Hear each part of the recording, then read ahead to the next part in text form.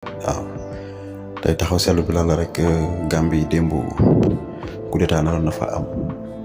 ñu koy ñaawla di wax ni président Afrique yi à chaque fois nii dafa askan bëgg laa déjati bu jàll rek war ko xool baax beneen bis doom mooy li gën a kii rek li nga xam ne waxuñu si woon boobu lañ doon tamit nga xam Cour des comptes génnee waaw lañ wax ñu baykat yi naan ay ko ci laare nañ la yóbbu si xam ñi bëri mais dañ ñëw jëm ñu ko fàtteloo waaw parce que ki taxaw of nag woo ko muy Mansour Faye mu ne du wuy ji ak ñeneen ñun ñëpp xamoon nañ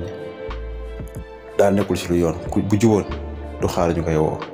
mu nekk lu doy waar nag ñu fexe ñun sénégalais yi ñu bëgg ko ñu si gindi bëgg ko ñu si leeral buñ ci ay leeral lay ñu nekk